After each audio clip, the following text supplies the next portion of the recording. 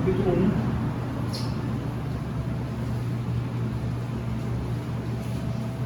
Primeira João, na carta do apóstolo João. Vamos fazer a leitura do verso 5 ao 9.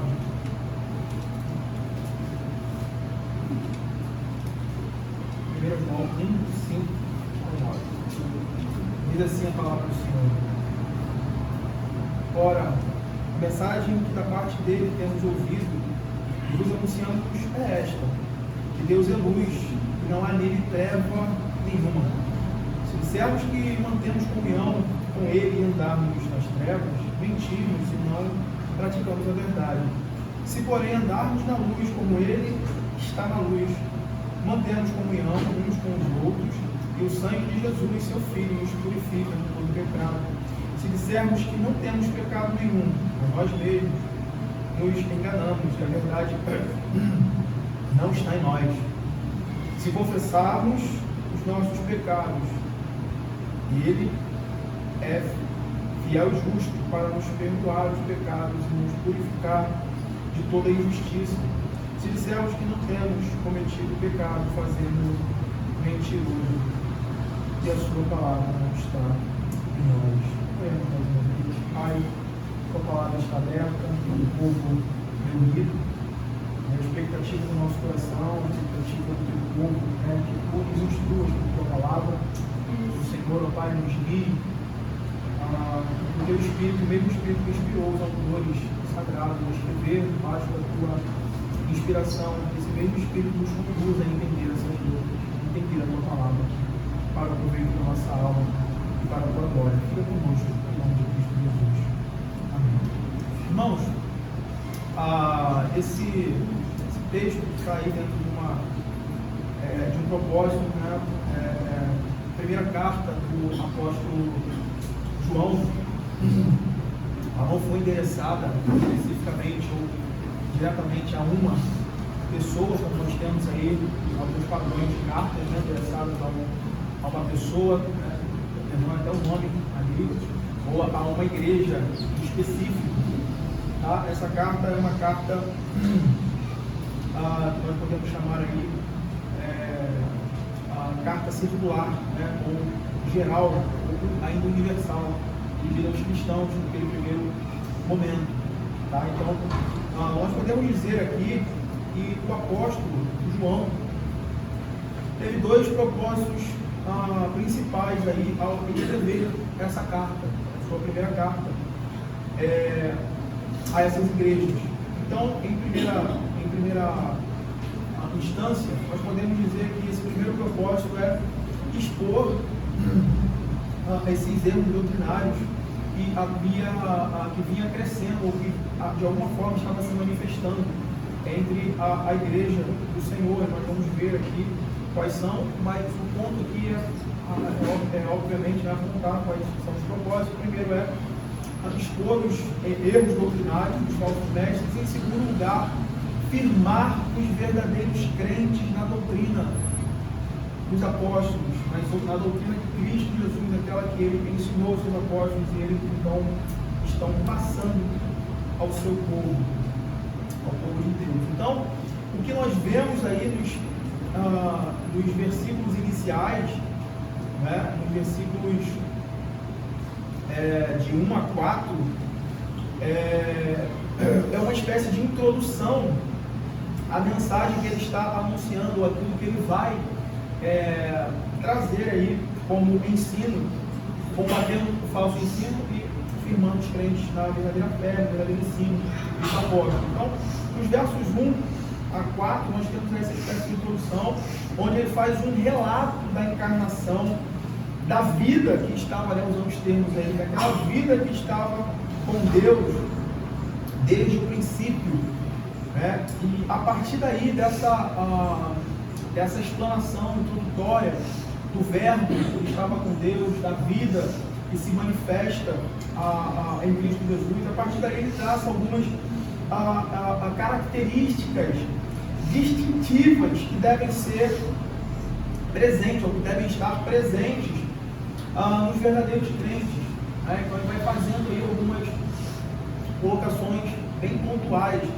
Então João ele parte do princípio de que a fé, isso é importante aqui, tá? De que a fé verdadeira no Deus homem, naquele que é pré-existente, que na plenitude do tempo, ou na plenitude dos tempos, se manifesta em carne, né? A fé em Cristo Jesus, e aí entra a questão do que ele está abordando inicialmente aqui, trazendo de primeira frente esse combate ao que nós vamos conhecer mais à frente como os gnósticos, né?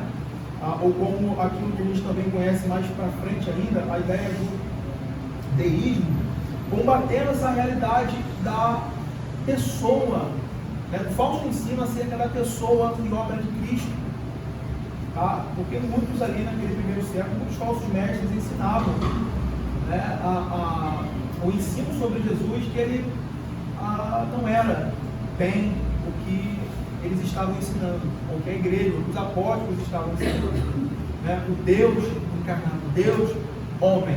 A gente vai ver os desdobramentos disso aqui. Então, ele vai partir desse princípio que a fé verdadeira, aquela em que os verdadeiros crentes precisam estar unidos, é essa fé, a fé no Deus homem, é a fé no Deus homem que naquele que é pré-existente, que na plenitude do tempo ele se manifesta em carne. Então isso vai João vai apontar aí como uma questão decisiva naquilo que a comunidade apostólica julga como a base unificadora ou ponto de partida para a nossa comunhão com os outros da família cristã. Ou seja, quem desconsidera essa doutrina, ou quem desconsidera o ensino de que Deus se fez carne, né, e habitou entre nós, não pode ter comunhão, né? Não é de fato um crente, não é? Então, o ponto aí que ele vai falando ou desenvolvendo sobre essa questão decisiva para terem comunhão, estarem unidos ao corpo de Cristo, é basicamente isso. E tudo que está fora disso, né, qualquer tentativa de ensino contrária a isso, deve ser rejeitado, deve ser exposto como um erro. Então veja, nos versos anteriores aí, como ele vai argumentar, como ele coloca essa introdução para a mensagem que ele vai desenvolver. Ele vai colocar versos 3 e 4, essa introdução aí do capítulo 1. O que temos visto e ouvido, anunciamos também a vós outros, para que vós igualmente mantenhais comunhão conosco. O que João ele vem dizendo aqui, combatendo esses falsos ensinos, é que, olha, a mensagem do Evangelho, a mensagem que proclamamos, não é uma mensagem inventada, né, engenhosamente engendrada pela mente humana para conseguir alguma coisa, né? O que nós ouvimos, o que nós vemos, o que as nossas mãos, né, tocaram, é isso que comunicamos, e esse é o ponto de contato, é o ponto de ligação entre todos os verdadeiros crentes, né? Nós podemos divergir em algumas questões, nisso não, tá? Nisso não. Então ele começa basicamente dizendo isso: olha, a nossa comunhão é com o Pai e com o seu Filho Jesus Cristo. Essas coisas, pois, que escrevemos para que a nossa alegria seja completa. Então ele fundamenta aquilo que ele vai ensinar, ou a mensagem que ele vai trazer, na pessoa e obra de Cristo, afirmando que o Evangelho e a mensagem proclamada do Evangelho, o conteúdo da mensagem do Evangelho, não é uma invenção humana, porque Deus se revelou, Deus se mostrou, Deus se fez carne, e a partir daí ele desenvolve. Então, ainda introdutoriamente, nós temos aí várias questões que nós podemos observar, e um ponto importante aí, dentro dessa estrutura, nós estamos falando aí de primeira carta de João, né? A primeira questão que nós vemos aí, que essa carta, ela não começa como aquele padrão convencional de carta, né? Nós costumamos ver o autor ali, o Paulo, dirigindo Paulo aos irmãos, tal, ele se apresenta com a autoridade apostólica, falando sobre o seu ministério, sobre a mensagem que ele proclama, né? Então, aí às vezes alguns questionam sobre a veracidade da autoria dessa carta ao apóstolo João, né? Então, o primeiro ponto que a gente vê aí, dessas questões que ficam implícitas no texto, é que aqui a autoridade apostólica, sim, a autoridade apostólica doutora é colocada aí dentro das palavras que ele mesmo coloca no início. Então, ele parte do ponto de que aqueles que estão ouvindo sabem e podem confirmar que o que ele está falando não é algo inventado, né? Porque a sua testemunha, ou melhor, a sua autoridade apostólica fica expressa justamente naquilo que nós conhecemos como os requisitos para o apostolado, para aqueles que foram chamados e vocacionados para estabelecerem o ensino da Igreja de Cristo.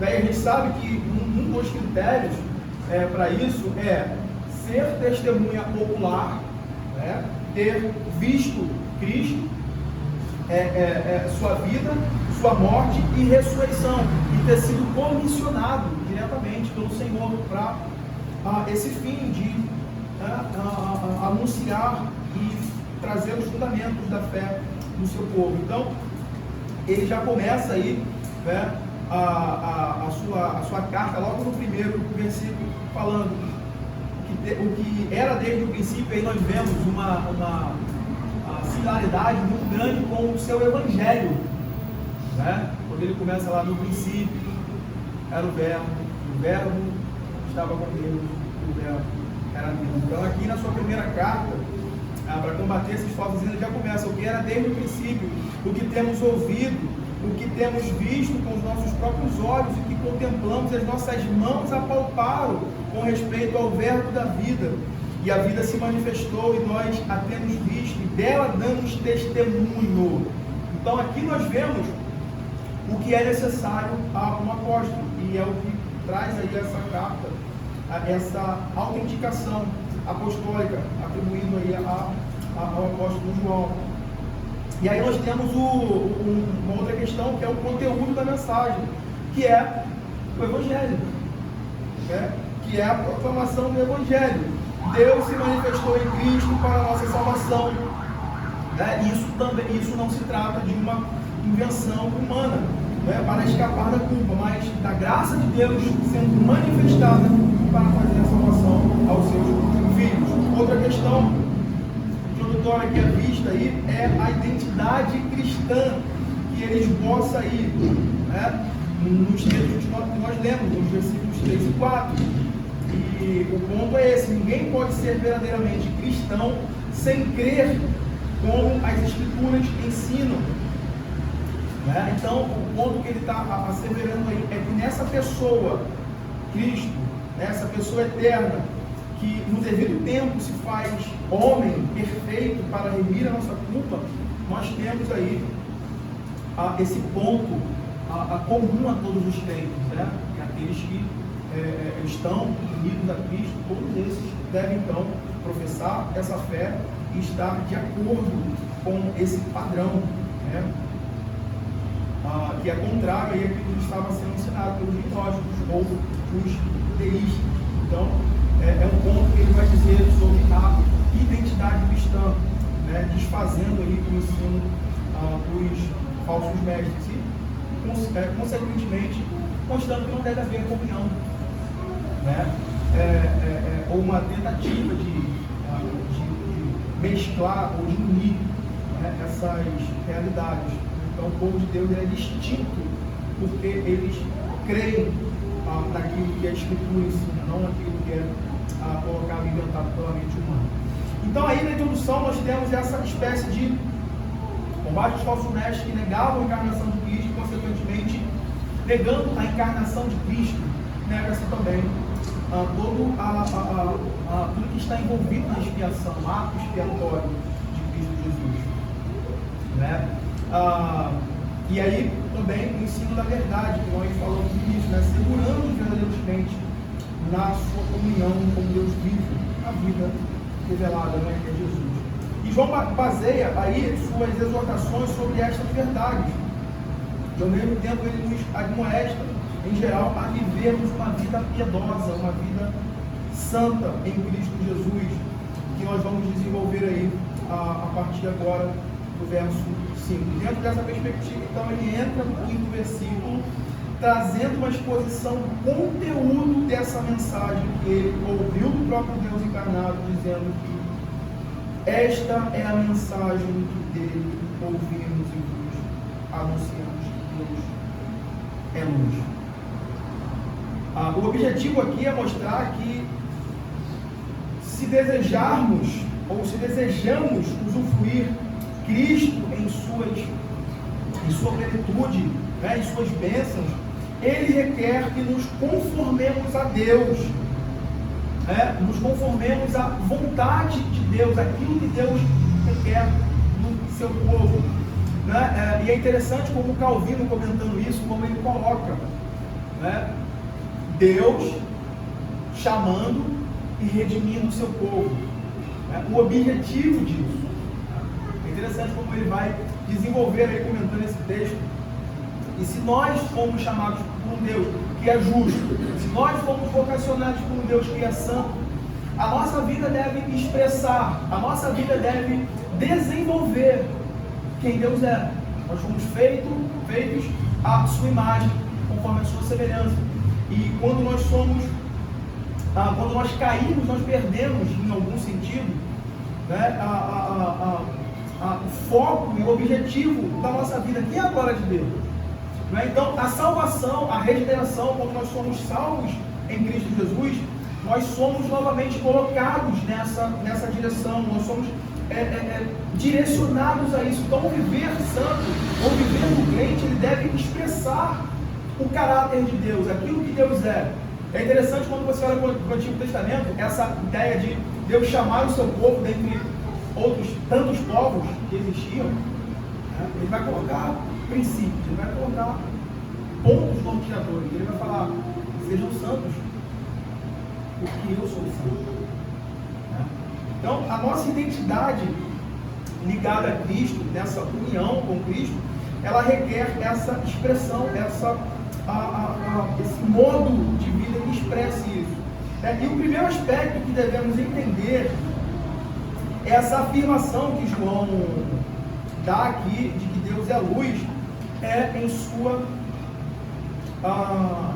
autorrevelação ao homem. Né? Deus é luz em sua autorrevelação ao homem. Irmãos, é interessante as questões práticas que nós temos aqui.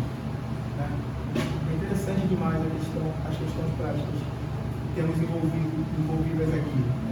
Não há nada que quem está em trevas necessite mais do que a luz. Quando nós olhamos para a Escritura, para a linha bíblica descrevendo a nossa condição, nós vamos ver que as Escrituras descrevem o homem natural sob um estado de trevas e cegueira, né?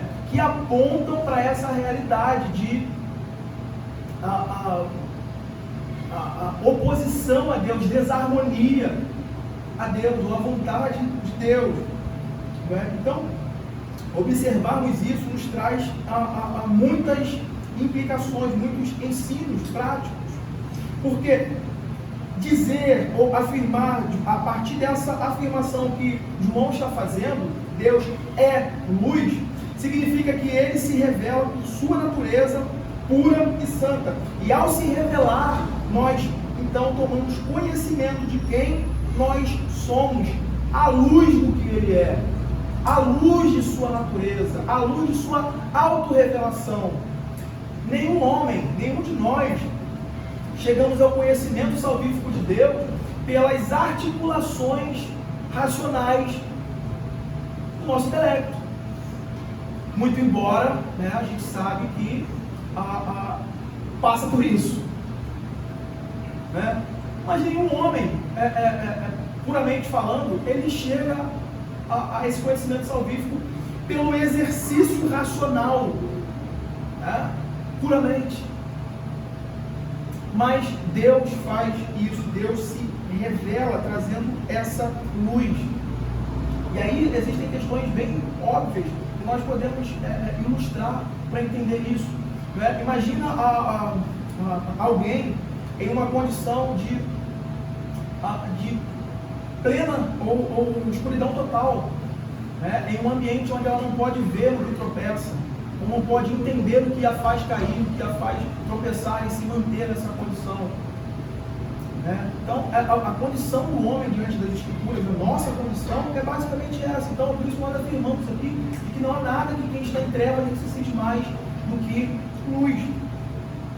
E Deus é luz nesse sentido. Ele se revela, ele mostra, né, a sua natureza pura e santa. E ao fazer isso, nós tomamos conhecimento da nossa condição, nós podemos ver, né, de forma bem objetiva o nosso descompasso, o propósito para o qual nós somos feitos e como nós estamos, né, em desacordo. Então, o princípio ensinado aqui é basicamente esse, que o conhecimento de Deus abre caminho para o autoconhecimento, onde nós vemos e nós enxergamos a vida, a nossa própria vida e a realidade que nos cerca, não à luz das nossas próprias percepções caídas, né? Não à luz das nossas próprias ideias, tá? Mas à luz do padrão absoluto da revelação de Deus.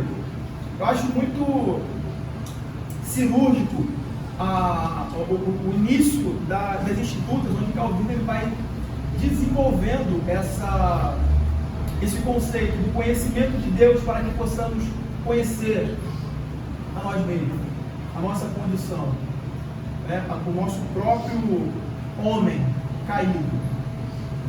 Então a gente parte dessa revelação, a gente parte desse padrão absoluto que é Deus, para então conhecermos a nós mesmos. Então a suma do que lemos é que, visto que não há união entre luz e trevas, existe uma separação entre nós e Deus enquanto andarmos nas trevas, e que a comunhão que menciona não pode existir caso não nos tornemos também puros e santos, caso não aconteça ou não tenha havido uma obra que nos torne puros, que nos traga a esse estado.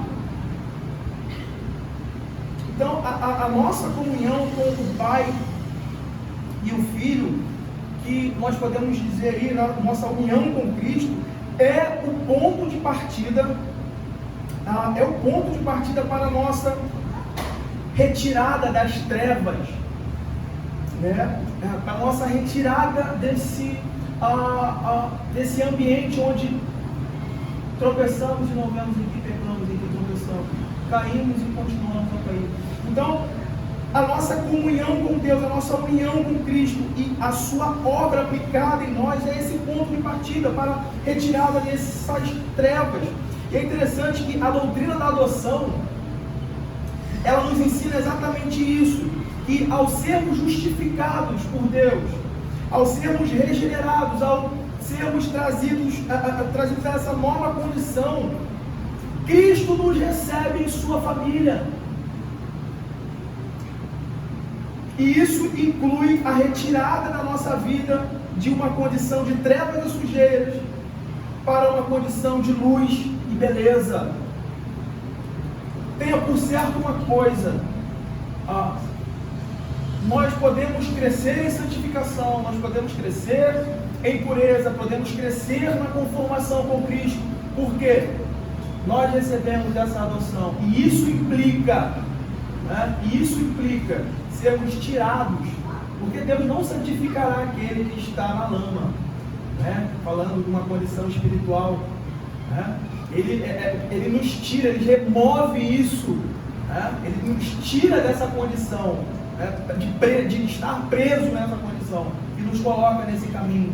E é por isso que então nós somos guiados pelas Escrituras. As Escrituras nos insistem com os filhos de Deus a perseverar nisso, né? Então é interessante como a doutrina da adoção ela vai nos apontar para isso, e recebemos em Cristo essa nova vida, e que essa nova vida nos traz a família de Deus, né? E é por isso que nós somos encorajados pelas Escrituras a crescermos em santificação, caminhar na luz, andar na luz. E o segundo aspecto desse revelar aí, a ideia de que Deus é luz, o segundo aspecto é esse caráter absoluto de Deus em sua pureza, em sua natureza, santidade e justiça. João formula aí em uma espécie de sentença em contraposição, é algo que no grego é muito interessante quando isso acontece, e João usa muito isso, né? Quando a gente olha a forma literária, a forma como ele escreve, isso fica muito claro, né? Ele faz o emprego aí de uma contraposição. No grego é uma dupla negação, que é totalmente, né, o ponto aí, o direcionamento de entendimento é esse, que é totalmente inviável que Deus, ou que em Deus haja qualquer escuridão. Veja, ora, a mensagem que da parte dele temos ouvido e vos anunciamos é esta, que Deus é luz, aí veja, e não há nele treva nenhuma, não e nenhuma. Ele faz aí esse uso dessa construção grega, né, de dupla negação, apontando para a realidade da natureza de Deus, desse caráter absoluto de Deus, e que não pode haver qualquer variação do seu caráter, né? Qualquer variação do seu caráter. E aí, trazendo isso a uma realidade prática, ao que ele está mostrando, né, é inviável que em Deus haja qualquer mancha, qualquer escuridão. Portanto, o sentido de luz aqui que nós temos expressa exatamente o caráter de Deus, que é puro, perfeito e bom. E essa união que nós temos aí do seu povo com Cristo indica que o que Deus espera dos seus filhos unidos a Cristo é nada menos que a expressão do que Deus é. É por isso que nós sempre falamos e martelamos nessa tecla, batendo nessa tecla, que o padrão que o povo de Deus tem não é um padrão superficial, raso, olhando para uma superfície baixa, rasa, mas é Cristo. O padrão é esse, olhando para Cristo, caminhando com os olhos fixos em Cristo, desse padrão que de fato expressam as virtudes de Cristo, e expressam aí aquilo que Deus é. E eu acho muito interessante o que João Calvino ele vai dizer sobre esse ensino aqui. Veja o que ele diz assim: pois requer que nossa vida, falando aí sobre o sentido prático disso, dessa expressão de vida, pois requer que a nossa vida seja santa, não constitui um mero preceito de sua parte, daquilo que Deus simplesmente coloca, mas antes mostra que a graça de Cristo serve ao propósito de dissipar as trevas e acender em nós a luz de Deus.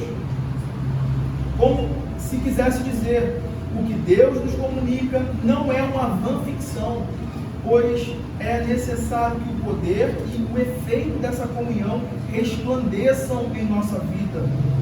Do contrário, a posse do Evangelho seria falacioso. E aí nós entramos na realidade que João está combatendo aqui contra aqueles falsos mestres e aqueles que iam atrás dos ensinos dos falsos mestres, que é tentar mesclar e unir uma vida cristã, uma vida em Cristo, com uma vida de caminhar nas trevas, uma vida daqueles que estão vivendo em trevas. Isso não é possível, é isso que João está mostrando aqui. E aí nós entramos num ponto muito importante, muito interessante, que é sobre a coerência da vida cristã, a coerência de dizer, de professar, da profissão de fé do crente, de estar em Cristo, de fazer parte da igreja visível de Deus, de estar unido ao corpo de Cristo. O que isso traz de implicações a nós? O que isso implica na nossa vida? O que isso de fato significa? Então nós vamos ver João trazendo esse ensino sobre a coerência cristã, da vida cristã. E aí a seguir, a mensagem que João anuncia vai impor algumas implicações vai impor algumas implicações àqueles que se dizem participantes da fé cristã. Então, dos versos de 6 a 10, os versos de 6 a 10 vão falar dessa coerência do viver cristão. Veja, vamos ler, em seguida nós vamos falando dos pontos aí mais que saltam aí, né, que são mais específicos. E é interessante que ele vai usar aí agora uma série, ele é bem cíclico nisso, né? Para enfatizar o que ele quer ensinar. Se dissermos, ele vai usar se no 6, se no 7, se no 8, se no 9, né? E se no 10. Então, como a gente sempre fala, nada é aleatório, a gente está sempre apontando para um objetivo. Então ele vai começar a dizer aí, se dissermos que mantemos comunhão com Ele e andarmos nas trevas, mentimos. Ele está lançando aí essa proposição, ele está mostrando, olha, se nós falamos isso, mas fazemos isso, nós somos mentirosos, né? Mentimos e não praticamos a verdade. Aí verso 7, se porém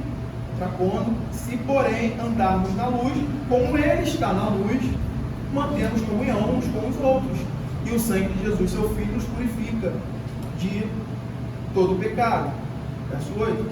Se dissermos, então veja aí essa colocação, o 6 e o 7 ele é colocado aí como paralelo, tá? Se dissermos que não temos pecado nenhum, a nós mesmos nos enganamos e a verdade não está em nós, representando a realidade falaciosa daqueles que estão unidos à Igreja de Cristo, a Igreja visível, né?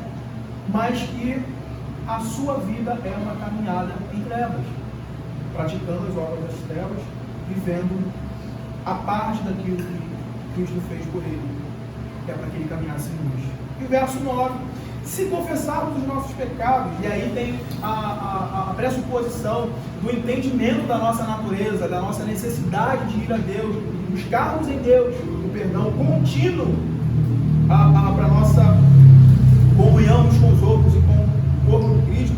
Ele vai dizer, Ele é fiel e justo para nos perdoar os pecados e nos purificar de toda injustiça. E ele vai falar por último, e aí mais uma vez contrastando, ou fazendo esse paralelo, melhor dizendo, com o 6 e o 8. Se dissermos que não temos cometido pecado, fazendo mentiroso, e a sua palavra não está em nós. Então, o que João ele está combatendo aqui nos versos de 6 a 7 é precisamente essa concepção que os falsos mestres e, consequentemente, os falsos crentes têm da vida cristã.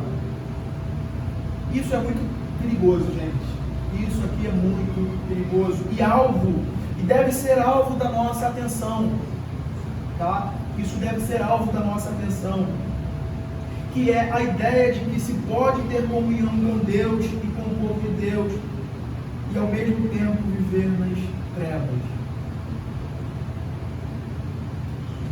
E aí talvez você coloque assim, ou pense em viver em trevas tão somente a executar aquelas coisas mais descaradas, sabe? E aquelas coisas mais terríveis e reprováveis, até mesmo pelos ímpios. Um modo de vida bem largado. A gente pinta essa viver em trevas como uma coisa muito horrível. Para quê? Gente, isso já é um clique do nosso coração que habita em nós, tentando trazer uma anestesia, sabe? Trazer aquela ideia de conforto, de autojustiça, de uma condição. Mas eu não sou tão mal assim. Lembre, o padrão é lá em cima, é Cristo. O padrão é Cristo. Então, às vezes a gente ouve alguma coisa assim e a nossa mente já coloca assim, cara, eu não roubo, eu não traio a minha esposa, eu não vejo isso, eu não faço aquilo, eu não faço. Cara, eu estou bem, eu estou isento dessa realidade de andar em trevas. Só que não. Andar em trevas implica em coração corrupto que no seu íntimo despreza a obra de Cristo, despreza o viver sujeito, submisso aos mandamentos do Senhor, ao seu santo evangelho, em todos os pormenores. Tá? Então, a coisa vai mais além do que às vezes nós pensamos. E aí a ideia é essa: João está combatendo essa percepção de que se pode viver a vida cristã em comunhão com Cristo, com o seu povo, mas manter ao mesmo tempo a conduta ou a vida das trevas. E aí ele vai trazer o contraste entre, ele vai usar aí uma forma de contrastar positivamente e negativamente. Ele vai tentar expor isso de forma positiva e negativa, expondo uma determinada fala que afirma uma profissão de fé, faz uma profissão de fé, mas que na prática ela não se sustenta. Versos 6 a 10. Isso mostra pra gente. Em suma, o que nós temos aqui é uma das mais claras, e aí, todos nós sabemos disso, esse texto aqui é muito usado no momento de confissão de pecado.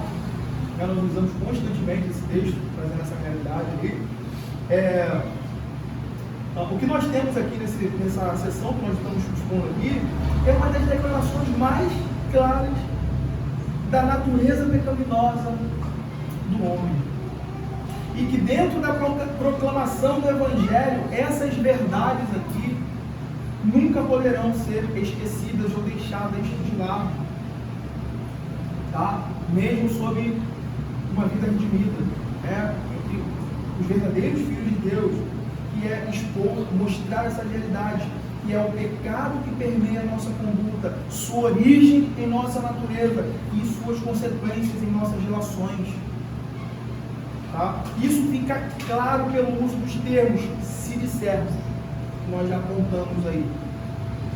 João, ele está apontando aí, ele está expondo a condição entre, a contradição, melhor dizendo, entre fala e ação, entre palavras e vida,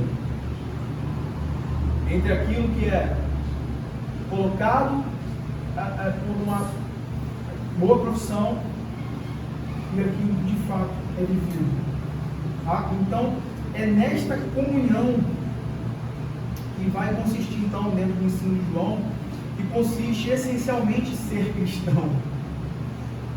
Tá? Dentro do que ele vai construir aqui, é nessa comunhão com Deus, de fato, consiste essencialmente ser cristão. E aí é interessante dizermos que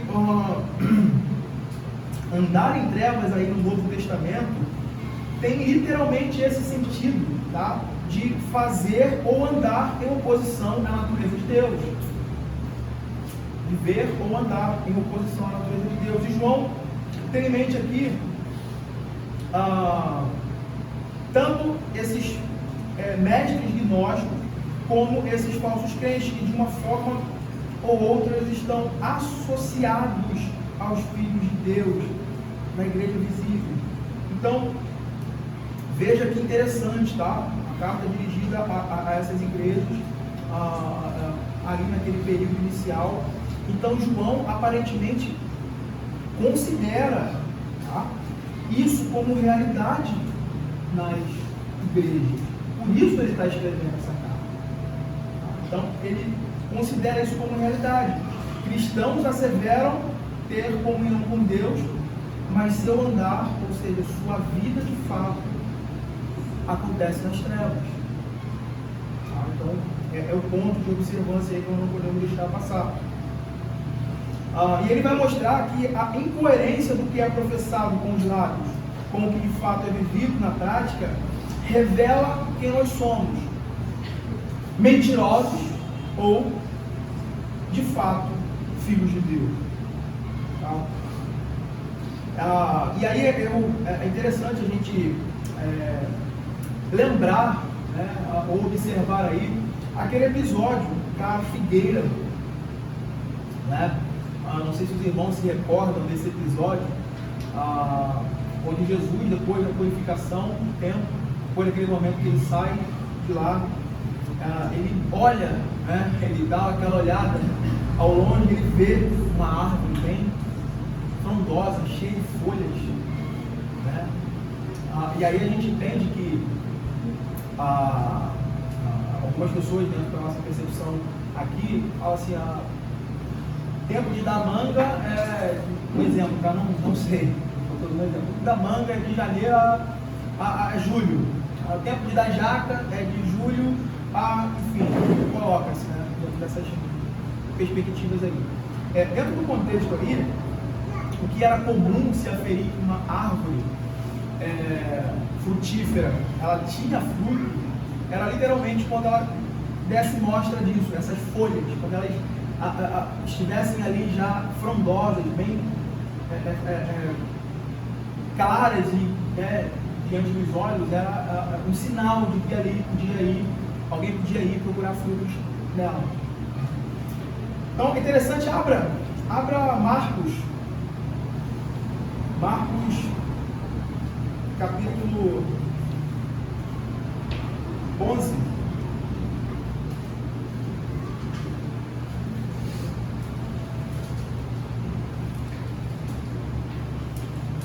Marcos 11, versos de 12 a 14.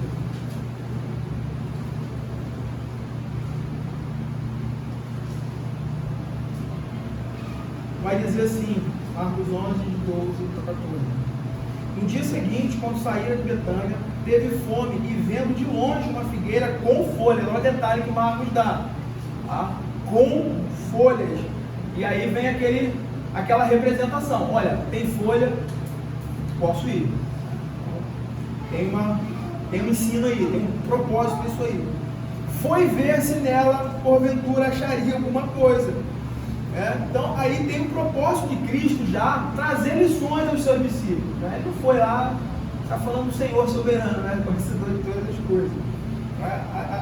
O propósito e a intenção de trazer ensinos aos seus discípulos e a nós. Né? Aproximando-se dela, não achou, nada achou senão folhas, porque não era tempo de figos.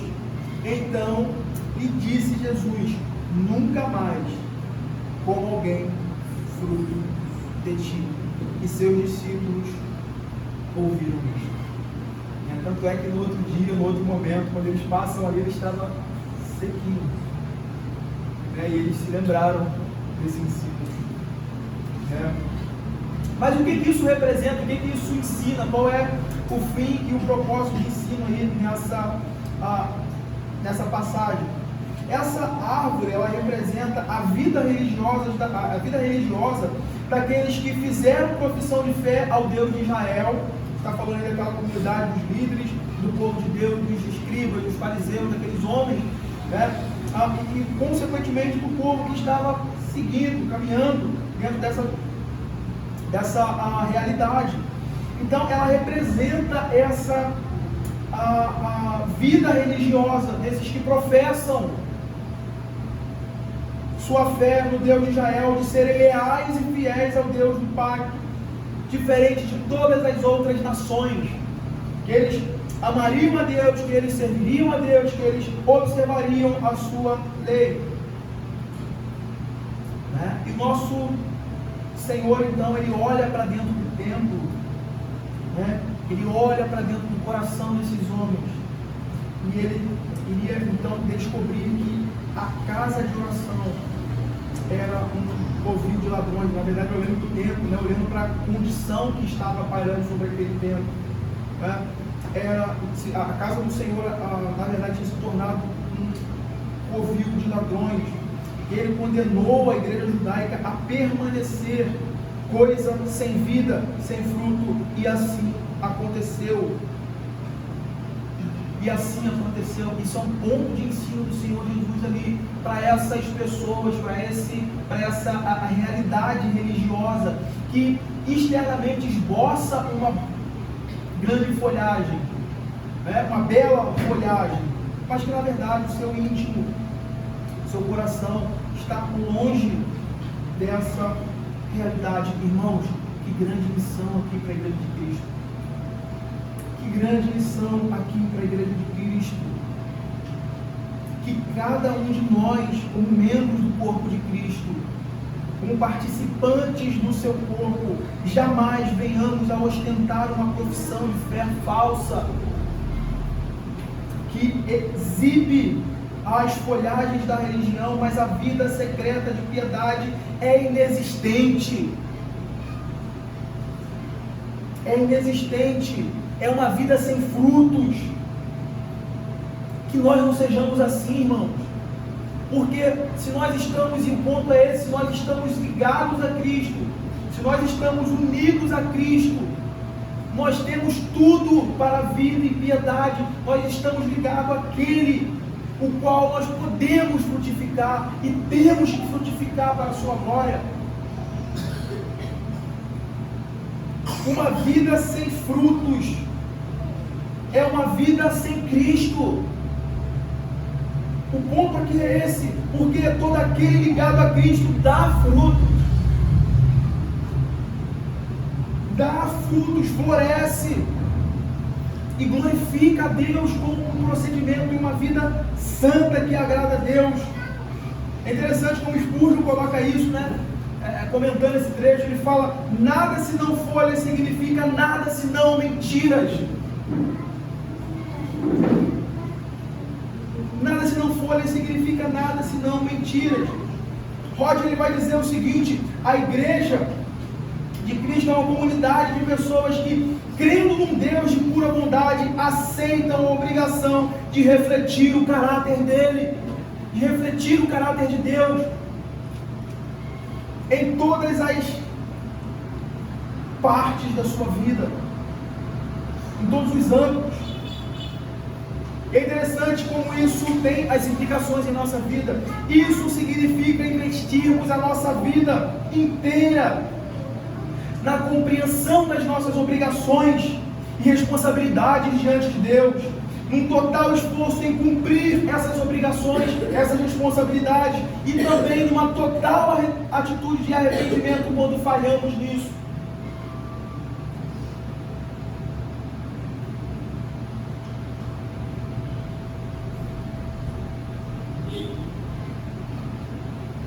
Esse é o ponto que temos aí.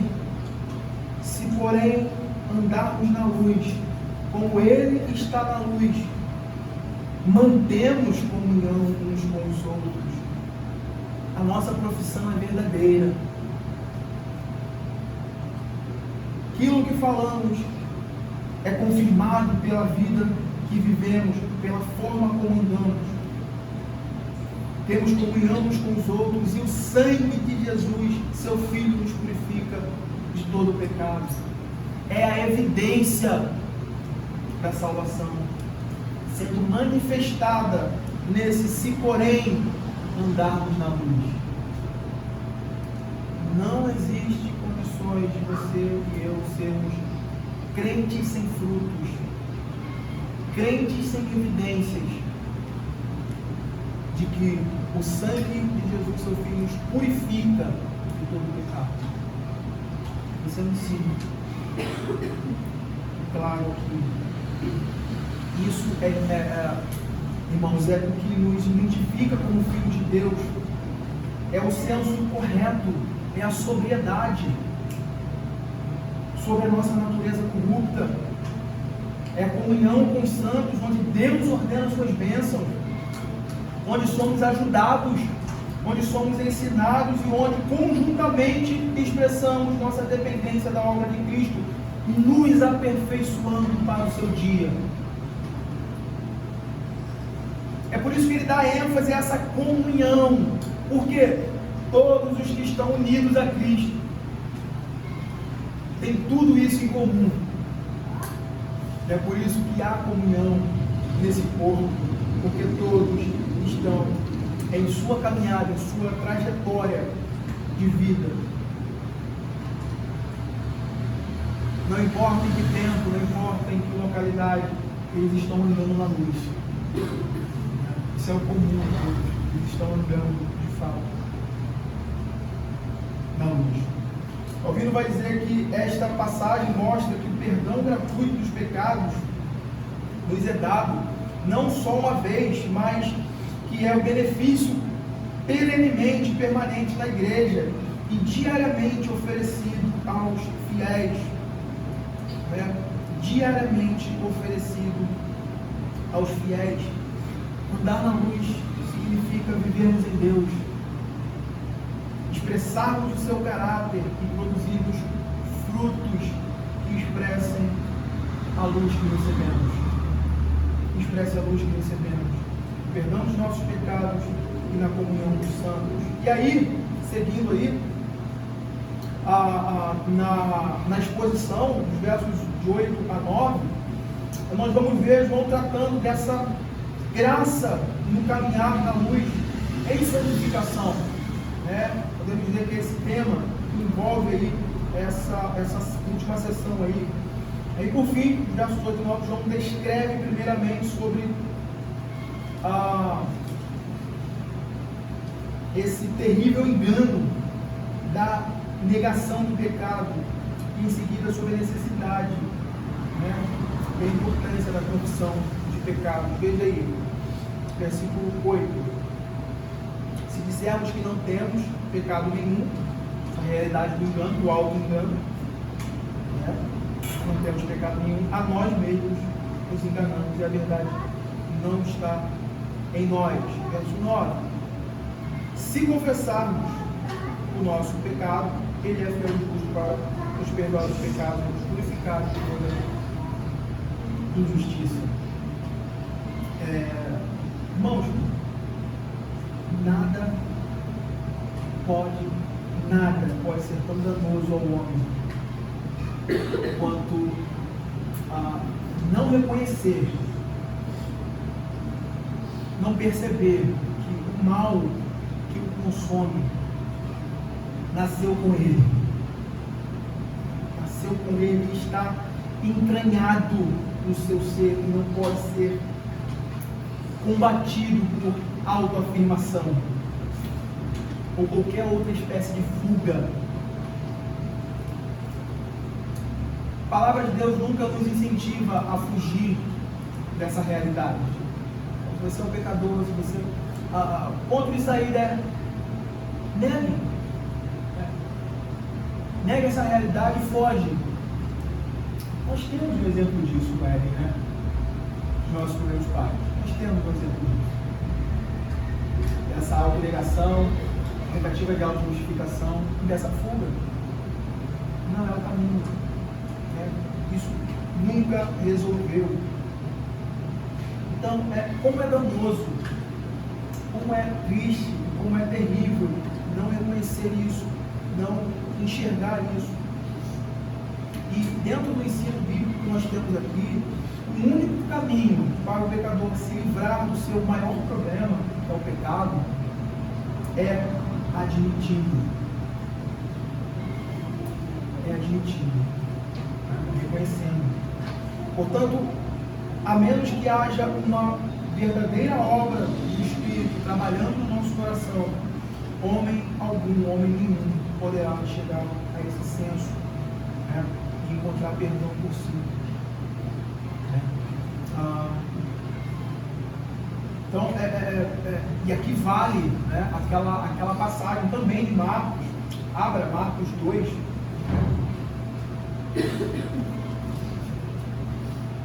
Marcos 2, verso 17.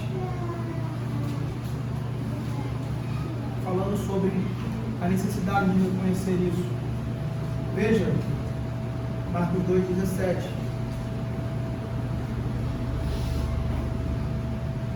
Um texto aí de Jesus comendo com os pecadores e os fariseus, né, vai interpelar, vai interrogar sobre o porquê dele fazer isso, sentar com pecadores. E aí, olha o verso 17. Tendo Jesus ouvido isto, respondeu-lhes: os sãos não precisam de médico, e sim os doentes.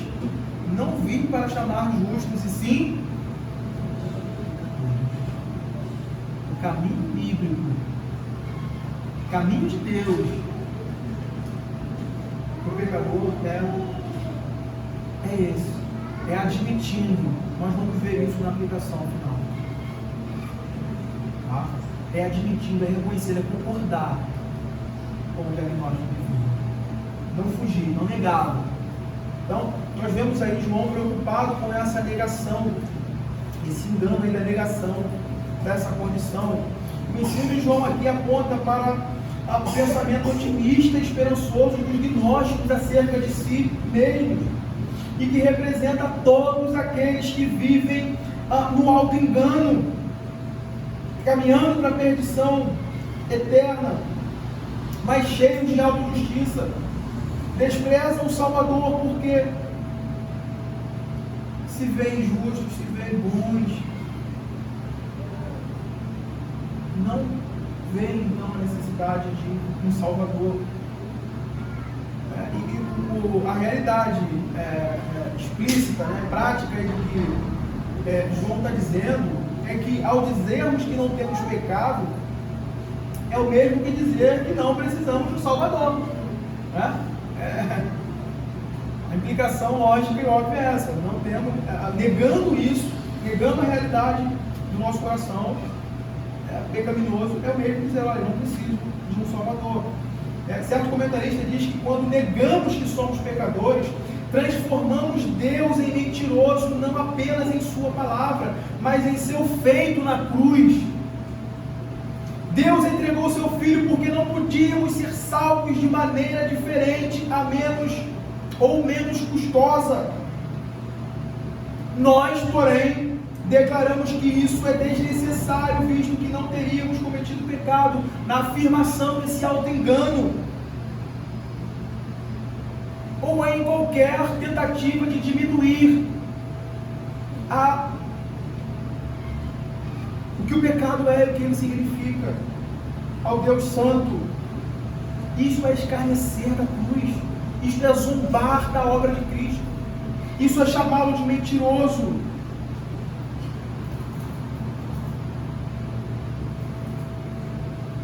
E olha aí, caminhando para o fim, o que João vai dizer no verso 9, e aí o nosso ponto-chave: se confessarmos os nossos pecados, Ele é fiel e justo. Ele é fiel e justo.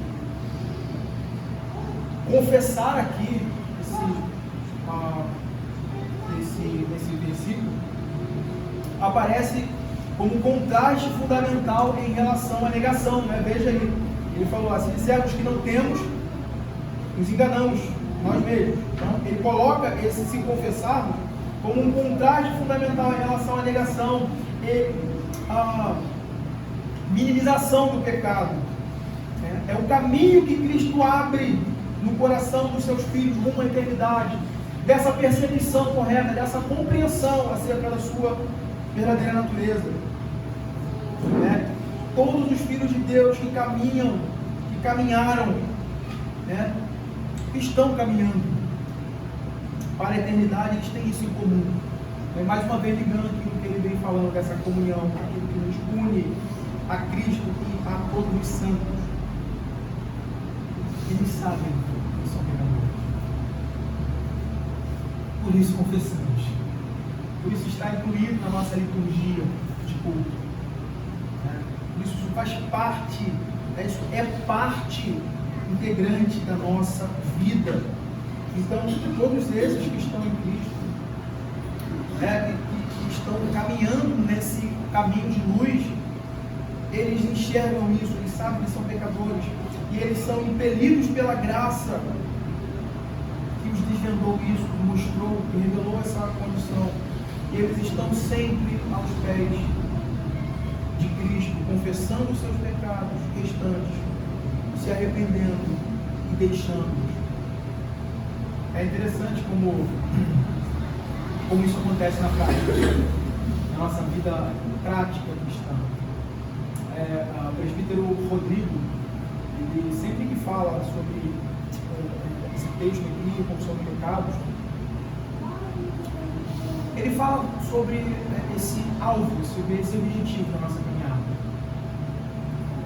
de santificação. Quando nós adentramos a vida, a fé cristã, nós tropeçamos em coisas, sabe? E a tendência e o propósito era que, quando avançamos, quando vamos tendo essa maturidade, nos amadurecendo, e a ideia é essa, não é que nós vamos nos tornar impecáveis, né? Ou sem a possibilidade de pecar. Mas a tendência é aquele cristão maduro, aquele cristão que tem vida com Deus, que está caminhando na luz, nessa perspectiva que nós estamos vendo aqui. Eles não pecam ilustrando isso para a gente entender. Você olha para uma criança, você vê ela cometer determinadas coisas que você não cometeria. Por quê? Você adquiriu uma certa experiência que te faz olhar para aquilo e falar: cara, eu não vou fazer isso. Isso não é bom. Essa maturidade, essa noção, esse senso, ele deve crescer em nós. E se isso não estiver acontecendo na nossa vida prática, avaliando o nosso coração, avaliando o nosso progresso na vida cristã, irmãos, tem alguma coisa errada. E caminhar na luz implica isso. Nós estamos vendo, nós temos olhos agora, nós temos luz sobre os nossos caminhos, nos iluminando, mostrando toda a escuridão restante em nosso coração, tudo aquilo que era abrigado, que nós não víamos, agora vemos. Então, andar com Cristo, estar na luz é exatamente isso, é uma constante limpeza que nós precisamos fazer, olhando para o nosso coração, amadurecendo isso. Então, o ensino bíblico ele aponta para essa realidade do amadurecimento cristão, deixando aquele modo de vida ruim, mau, pecaminoso e progredindo. A intenção é essa, crescer nisso. Então, todo verdadeiro crente ele está lá envolvido nisso, indo aos pés de Cristo, confessando os seus pecados restantes e se arrependendo cristãos. E por fim, nós temos aí o texto, que talvez seja a parte mais difícil aqui de tudo que nós vimos, que é o que ele coloca aí, essa sentença aí, ó. Ele é fiel e justo. Ele é fiel e justo para nos perdoar os pecados e nos purificar de toda injustiça. Normalmente nós gostamos de atribuir o perdão dos nossos pecados à misericórdia, nunca à justiça. Mas o fato é exatamente esse. Seria bem mais fácil lidar com a ideia de que se aqui estivesse escrito, ele é fiel e misericordioso, mas não. O fato aqui ele é fiel e justo. Nós devemos entender essa fidelidade e justiça da seguinte forma. Ele é fiel porque se atém às suas promessas. Lembra do que nós vimos pela manhã? Desse Deus que se mantém fiel a si, às suas promessas, aquilo que Ele é em sua natureza e aquilo que Ele promete ao seu povo, que está fundamentado no seu caráter, no seu ser. Então, Ele é fiel porque se atém às suas promessas expressas, e todas essas promessas têm em Jesus, em Cristo, o sim, como diz lá em 2 Coríntios 1:20. Isso inclui suas promessas de perdão. Isso inclui sua promessa de perdão ao seu povo. Quando confiamos nessas promessas, recebemos todos os bens que Cristo adquiriu por sua obra e dignidade.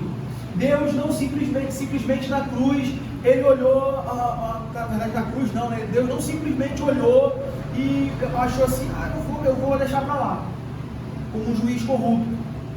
Mas Ele, em Cristo, Ele se faz justo e justificador de pecadores. Ele exige e Ele dá em Cristo. Ele exige e ele em Cristo concede ao pecador. Então, o ponto aí é esse. Se confessarmos os nossos pecados, Ele é fiel e justo para nos perdoar os pecados e nos purificar de toda injustiça. Todos aqueles a quem Deus deu a Cristo e por quem Cristo de fato entregou a sua vida, esses estarão expressando esse viver na luz, confessando os seus pecados. Esse si aqui, ele se coloca exatamente dentro dessa condição, né? Mostrando, olha, se nós estamos confessando o nosso pecado, se nós temos essa percepção e de se estamos indo a Cristo, é porque Ele se dispôs primeiro, Ele se antecipou e Ele certamente perdoará os nossos pecados e restaurará essa comunhão.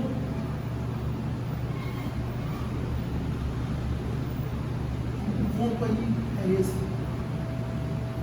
Eu queria concluir fazendo aí algumas observações da nossa vida. Talvez você esteja ouvindo essa exposição, esse sermão, se perguntando como eu posso ter certeza que eu estou caminhando na luz? De fato, eu tenho comunhão verdadeira com o Filho de Deus. Como que eu posso ter essa segurança, essa garantia, essa certeza? E aí vale aquilo que lembrar aquilo que nós falamos de manhã, né? Estava aqui, eu vou repetir. Nós não temos condições de colocar um detector ali, um detector de eleito, ou um detector dos que estão andando na luz, né? De fato. Entrou ali, passou o detector, não dá. Não temos. Isso é impossível. Mas eu queria encorajá-los, eu queria, diante das Escrituras e daquilo que nós temos visto, encorajá-los a que cada um de nós aqui olhe honestamente para o seu coração pelas lentes das Escrituras e veja o quanto o seu coração está disposto a concordar com o diagnóstico bíblico sobre você mesmo, sobre o seu coração, sobre sua natureza, sobre suas obras. Olhe para o seu coração e veja o quanto isso está ali disposto a concordar com isso. Confessar aqui literalmente significa não negar, ou eu concordo com a declaração. Confessar aqui significa literalmente isso, não negar, ou concordar com a declaração que é feita. E a declaração das Escrituras é essa: todos pecaram e carecem da glória de Deus. Irmãos, a má notícia que precede o Evangelho, né, é trazida pela lei, que mostra o nosso estado de descompasso, de miséria e perdição, e o quanto nós somos incapazes de proporcionar um bem eterno às nossas almas. Mas a boa notícia do Evangelho é que Deus, aquelas questões que sempre Paulo traz, quando mostra essa realidade, ele fala mais Deus. Acho isso maravilhoso, né? Mais Deus. A boa notícia do Evangelho é essa, que segue o texto de Romanos. Não precisa abrir o rolê para a gente ganhar tempo. Romanos 3, 23, 24 a 26. Sendo justificados gratuitamente por sua graça, mediante a redenção que é em Cristo Jesus, a quem Deus propôs o seu sangue, como propiciação mediante a fé, para manifestar a sua justiça, porque Deus, na sua tolerância, deixava impune os pecados anteriormente cometidos, tendo em vista a manifestação da sua justiça no tempo presente, para Ele mesmo ser justo e justificador daquele que tem fé em Jesus. A má notícia que precede o Evangelho é que nós estamos no descompasso e que existe uma espada sobre nossa cabeça. A boa notícia do Evangelho em Cristo sofreu o golpe. É que Deus fez justiça no seu Filho e Ele dá isso ao seu povo. Confessar aqui aponta para isso, concordar com esse diagnóstico. Quando nós olhamos para a lei, nós vemos o quê? Nossa miséria. Nós concordamos, sim, eu não consigo, eu não posso, eu sou miserável. É a declaração de Paulo, miserável homem que sou. É concordar. Toda vez que você ler esse texto, toda vez que formos falar sobre a confissão de pecados, entenda que confessar pecados, ou a ideia de confessar significa não negar, ou eu concordo com a declaração. Eu sou mau e eu preciso de Cristo. Eu preciso de um Salvador, Cristo. A última questão aí que podemos ver dentro dos pontos é essa: como os crentes podem desfrutar da comunhão com Deus em Cristo Jesus através da verdadeira confissão? Como nós podemos desfrutar, irmãos, dessa comunhão com Deus? Irmãos, nós somos, como nós sempre falamos, nós somos justificados, regenerados e adotados ao número dos filhos de Deus. E isso é irrevogável. Isso é irrevogável. Quando o crente peca, ele não perde essa filiação. Nós precisamos olhar para isso com essa perspectiva.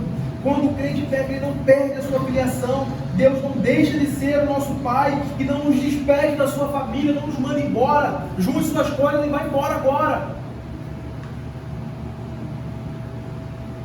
Mas certamente, quando todos os filhos, quando os nossos filhos agem tolamente, nos desconsiderando, nos desobedecendo, desconsiderando a nossa comunhão e nos entristecendo, assim também, quando nós agimos tolamente, pecamos, provocamos isso no Senhor.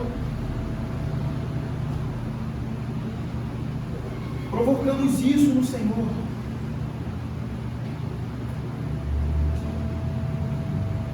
Mas o que nós precisamos observar em harmonia com o que falamos pela manhã, nós temos isso assegurado em Cristo. É por isso que perseveramos. É por isso que temos essa garantia perpétua, firmada. Nós somos filhos de Deus. E é por isso que nós podemos, por meio dessa condição, por meio disso que o Senhor coloca para nós, dia a dia nos achegarmos desse trono de graça, confessando os nossos pecados, mostrando que a obra que foi feita por nós, ela está em ação no nosso coração, nos mantendo ali, trazendo a tristeza, Senhor Deus. Então, nós possamos olhar para isso e saber que nós podemos desfrutar dessa comunhão com Deus. Nós podemos desfrutar desses momentos com Deus quando nós nos dirigimos a Ele com essa firme esperança, com essa firme convicção de que em Cristo nós temos o perdão dos nossos pecados e de que quando nós tropeçamos, o pecado da vida cristã não é uma constante, não é algo constante, mas é algo acidente. A gente não pode considerar a vida cristã como um pneu de carro que de cada 100 metros ele fura. É uma coisa errada. É comum um pneu furar. Você vai viajar para São Paulo, Bahia, a longa distância. E depois de determinada distância, o pneu furar é comum. Um desgaste, uma ocorrência no caminho. Mas a cada 100 metros, a cada esquina, possamos sondar o nosso coração avaliar o nosso coração diante das Escrituras, para que vejamos se de fato estamos na luz, caminhando com o Filho de Deus, ou se estamos sustentando uma profissão de fé condenatória, falsa. O Senhor nos ajude, o Senhor nos traga a compreensão disso na nossa vida prática. Vamos orar.